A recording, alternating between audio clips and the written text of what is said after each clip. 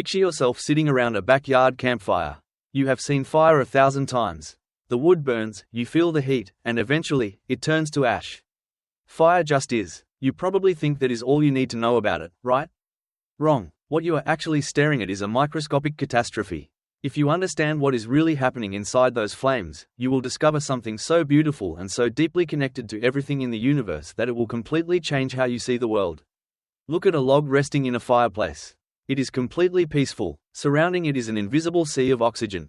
Inside the wood, locked away, is carbon. Carbon and oxygen love each other. They desperately want to snap together. If they were allowed to just embrace, they would violently lock onto each other. But they do not. The log does not spontaneously burst into flames while sitting in your living room. It sits there, stubbornly solid. Why? If they want to get together so badly, what is stopping them? There is a hidden wall between them. It is what physicists call an energy barrier, but you do not need a textbook to understand it. Imagine a heavy boulder resting near the edge of a steep hill. But it is not quite on the edge. It is sitting in a little hollow, a tiny dip in the dirt right before the drop. That boulder wants to fall. Gravity is pulling it, begging it to roll down and crash to the bottom. But it cannot. The lip of that little hollow is holding it back.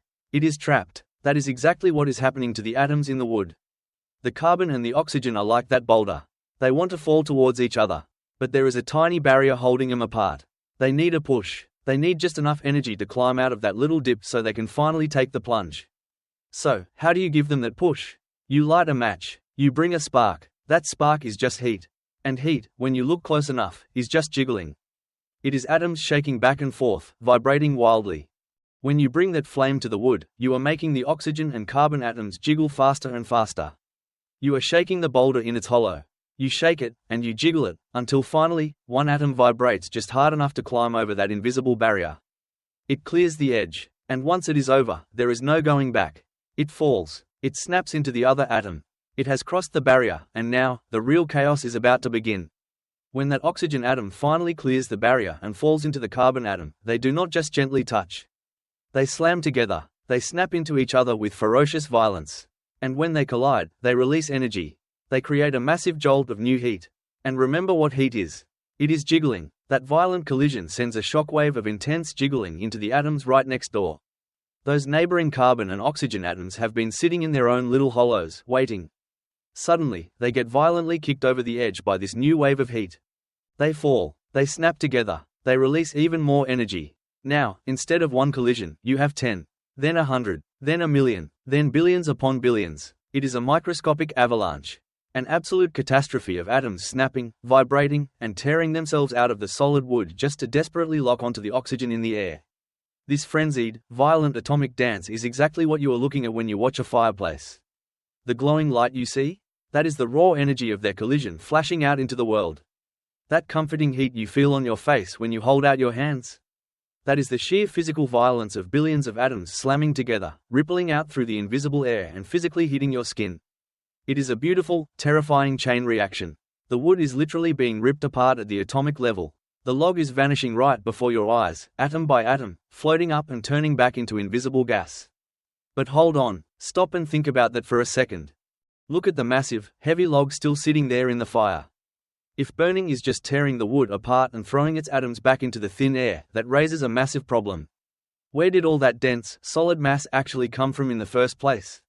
Let's pause the fire for a second. Look at the log before it burns. It is heavy. It is solid. If you try to pick it up, it has real, physical weight. It is full of billions and billions of carbon atoms. Where did all that stuff come from? Where did all that mass come from? Here is what most people think. They look at a giant tree, and they think it grows out of the ground.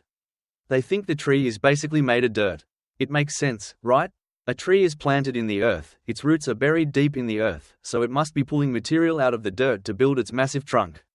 But think about it. Really think about it. If that were true, if a tree were actually eating dirt to grow, then as a tiny sapling grows into a towering oak tree, it would have to consume tons and tons of soil. There would be a massive, gaping hole in the ground around the base of every old tree in the forest. But there is no hole. The dirt is still there. You can plant a seed in a pot, weigh the soil, let the tree grow into a massive plant for 10 years, and if you weigh the soil again, almost none of it is gone. So, if the tree did not come from the dirt, where did all that heavy wood come from? The answer is completely insane. It does not come from the ground. It comes from the air. That giant, heavy log you have to lift with both hands? It is made out of thin air. Trees breathe in carbon dioxide, that invisible gas floating all around you right now. The tree pulls that gas inside its leaves, and it extracts the carbon. It takes this invisible, floating air, and it weaves it together, atom by atom, block by block, to build solid wood. Wood is just solidified air. Let that sink in. That solid log is literally a piece of the sky, pulled down and locked into a physical form. But here is the problem. We just saw what happens in the fire. Carbon and oxygen desperately want to be together. In the air, as carbon dioxide, they are locked tightly together in a happy embrace. So, what force in the universe could possibly be strong enough to rip them apart? Remember the catastrophe we just watched in the fire? Remember how violently the carbon and oxygen smashed together, releasing all that heat and light? They really want to be together. They are tightly bound. So, to build that tree in the first place, something had to pry them apart. Something had to reach into the air, grab a molecule of carbon dioxide, and physically tear the carbon away from the oxygen. Imagine trying to pull apart two magnets that are hopelessly stuck together. It takes effort. It takes energy. Now imagine doing that billions and billions of times to build a giant oak tree out of nothing but air. Where does all that energy come from? What force is doing the pulling? It is the sun. The tree is like a microscopic factory, and the sun is powering the machinery. Sunlight travels millions of miles through space, smashes into the leaves of the tree, and provides the brute force needed to rip those atoms apart. The sunlight acts like a wedge, violently hammering between the oxygen and the carbon. The tree then spits the oxygen back out into the air. That is what you are breathing right now. But it keeps the carbon. It hoards it. It stacks it up, carbon atom by carbon atom, to build its branches, its trunk, and its bark. And here is the crucial part. When the sun forces those atoms apart, the energy from that sunlight doesn't just disappear. It gets trapped. It gets locked inside the wood. The effort it took to separate the oxygen and the carbon is now stored within the very structure of the tree. The tree is holding onto that energy, gripping it tight, keeping the carbon isolated. So, when you look at that solid log sitting peacefully in your living room, you are not just looking at a piece of wood. You are looking at a battery. A completely silent, incredibly dense storage device. Every single fiber of that log is packed with trapped, pent-up energy, just waiting for the chance to be released. But how do you release it? How do you let all that stored energy out? To let all that trapped energy out, you have to break the lock. You have to give those carbon atoms the tiny push they need to clear that energy barrier. You give them a spark. You light a match, and the second you do, the catastrophe begins again. The atoms jiggle, they fall, they slam back into the oxygen, and in that violent collision, they release the energy they have been holding onto for years. But what exactly is that energy? It is the sun. Think about it. The heat you feel on your face when you sit by a campfire is not just random warmth. It is the exact physical effort it took to grow the tree. It is sunlight that traveled across the solar system decades ago, smashed into a green leaf, and was trapped inside the wood. When you light a piece of wood on fire, you are reversing time.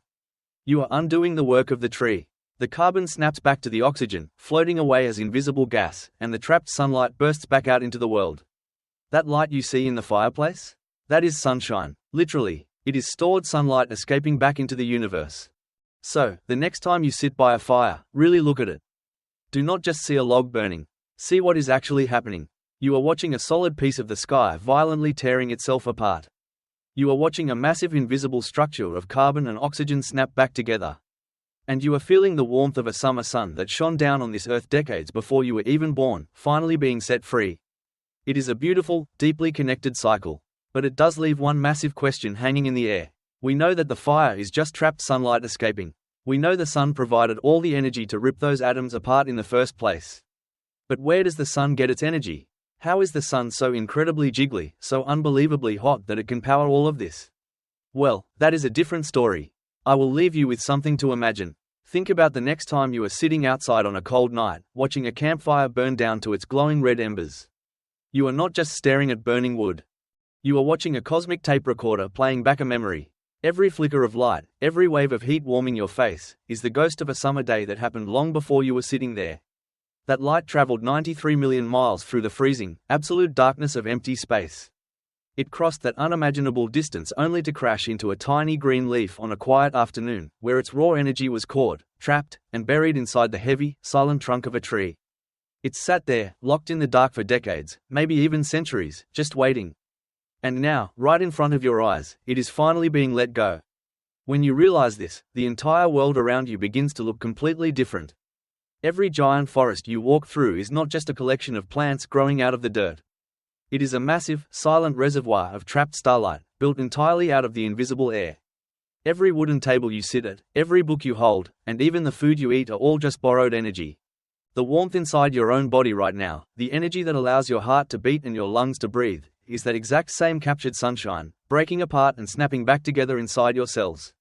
We are all just walking vessels of stored starlight. But if everything here on Earth, from the heavy logs in the fireplace to the life running through our own veins, is just borrowing its power from the sun, it leaves a massive, glaring mystery hanging directly over our heads. If the sun is the ultimate engine that drives all of this, if it is the brute force that pushes the atoms apart and fills the world with all this pent-up energy, then where does the sun get its power? What kind of microscopic catastrophe is happening deep inside the core of that star? How is it possible that the sun is so violently jiggly, so completely unstoppable, and so incredibly hot? Well, that is a different story entirely. For now, the next time you see a quiet spark catch fire in the dark, I will leave you something to imagine.